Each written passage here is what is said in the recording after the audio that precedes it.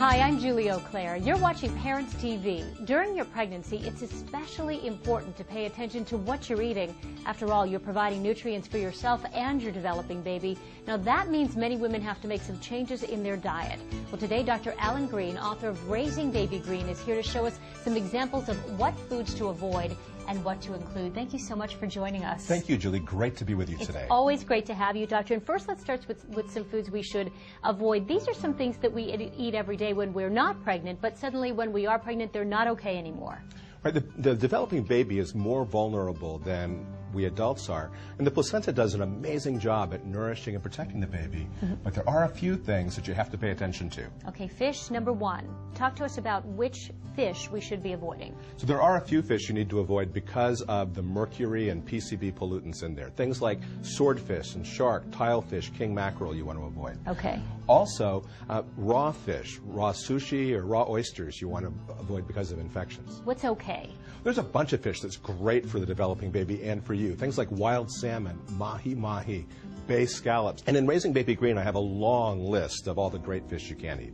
Okay, listeria can be very dangerous for a woman who is pregnant. Tell us what foods contain it. What should we be looking for? So listeria is a bacteria that can be devastating for a developing baby. And the thing that's different about it is it can thrive in a refrigerator where most bacteria just don't do well there.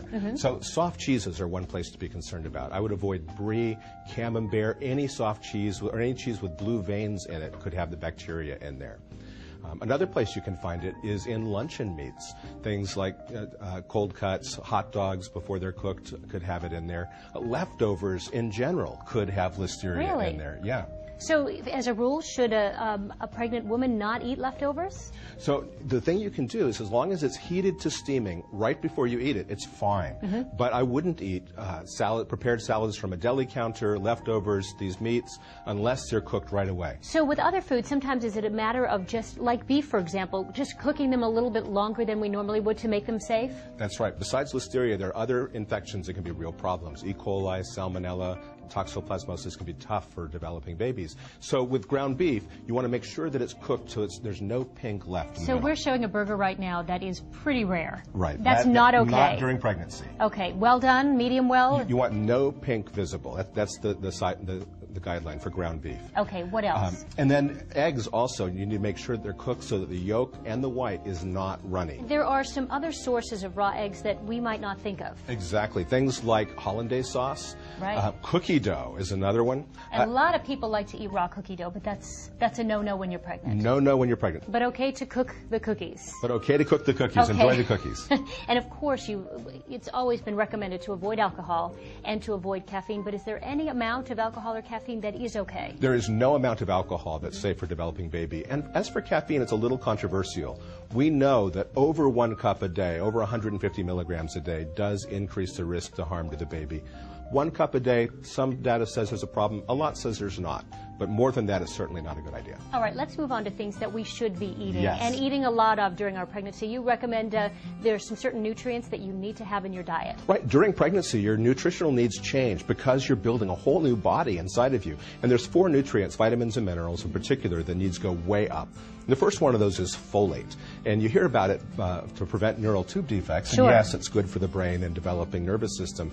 But every time you make a new copy of DNA, you need folate to do it right. Where do we find folate? And the name gives you a clue. Foliage is the place. Green leafy vegetables is the best source of folate. Okay. The second one to look for is iron. A pregnant woman's own blood supply goes up by 1/3 during pregnancy, and the baby has to make all of his or her blood from scratch, and that scratch includes iron. Okay. And so green leafy vegetables, again, are a great source. Beef is another good source of iron. Long as well you cook cooked, it well. Right. And organic for beef, I think, is a good choice, too. Okay. Vitamin B6 is the next one. It helps in making serotonin and other neurotransmitters that can help moms be happy during the pregnancy and postpartum time. So make sure you get enough. 1 baked potato a day will give you all the extra B6 you need, or 1 banana a day would do it as well. Okay, what's next? Next is zinc, and that's the 4th one of these, the last of those nutrients. And zinc is something that's also used in 100 different processes in the body, including helping the immune system function well. So very important. Right, and you can find that in beef or chicken. You can also find it in mushrooms, in beans, pumpkin seeds, sesame seeds are good sources of zinc. Okay. Now, there are 4 other nutrients that a significant number of American women are not getting enough. And I'm very concerned about these. Okay, tell us about them. First one of those is calcium. So important. It's really important. If you're not getting enough, that's going to come out of your own bones and cause real problems there. So you definitely want to get calcium. So milk is good. That's another one to do organic. Next one is choline, a nutrient a lot of women haven't even heard of. It influences the baby's ability to learn and particularly memory. It comes from choline, and many women are not getting enough. Eggs are a great source of choline. Okay, next one. Next one is DHA. Important for everyone, whether you're pregnant or not. Whether you're pregnant or not, but the highest needs in life are during pregnancy, and sadly, it's the time people get the least. Wild salmon is a great place for that, or mahi-mahi is another good source. You can also now get organic milk with DHA. Okay, now water is important for people to drink every day. 8 glasses of water you hear all the time, but what about pregnant women? Do they need more of that? More water for pregnant women, 3 liters a day is the target to go for. I'd just recommend getting a stainless steel canteen and carrying it around with you. And finally, Dr. Green, how important are prenatal vitamins? Prenatal vitamins are very important throughout pregnancy, but what most women don't know is the most important days are before the pregnancy test even turns positive. So I suggest taking them if you might get pregnant. Okay, if you're thinking about it, start taking them. That's right, and you can get them over the counter wherever vitamins are sold. Good to know. Dr. Green, thank you so much for coming in. Great information you've given us, and if you'd like more details, you can go to drgreen.com, or you can pick up Dr. Green's book, Raising Baby Green. It's in bookstores now. Thanks for watching Parents TV, your source for the best information for your growing family. Thank you for watching Parents TV, our families, our lives.